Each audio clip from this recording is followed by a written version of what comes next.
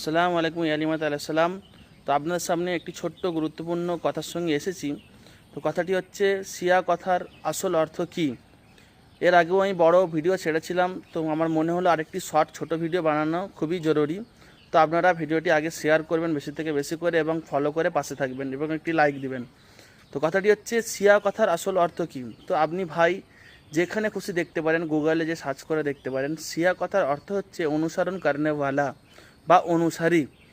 যদি কোনো ব্যক্তি আহলে বাইত আলাইহিস সালামকে অনুসারী করে চলে বা অনুসরণ করে চলে, বা কোনো ব্যক্তি রসুল খুদা সাল্লাল্লাহু আলাইহি সাল্লামকে অনুসরণ করে চলে, বা কোনো ব্যক্তি মাওলা আলী আলাইহিস সালামকে অনুসরণ করে চলেন, বা কোনো ব্যক্তি যদি 14 মাসুমিন আলাইহিস সালামকে অনুসরণ করে চলেন, তাহলে উনি হচ্ছে তাদের শিয়া। শিয়া কথার অর্থ হচ্ছে অনুসরণ করনেওয়ালা বা অনুসারী। তো আমি তো 14 মাসুম আলাইহিস সালামকে অনুসরণ করে চলি, তো আমি হচ্ছি 14 মাসুমের শিয়া, যাকে বলা হয় শিয়া ইসনা আশারি, 12 ইমামের শিয়া।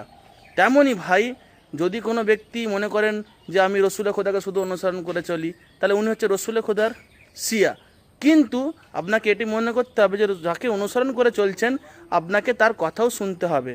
সুতরাং রসুল খুদাকে যদি আপনি মেনে চলেন, রসুল খুদার শিয়া হয়ে থাকেন, তাহলে আপনাকে রসুল খুদার হাদিস মোতাবেক 12 ইমামকেও মানতে হবে।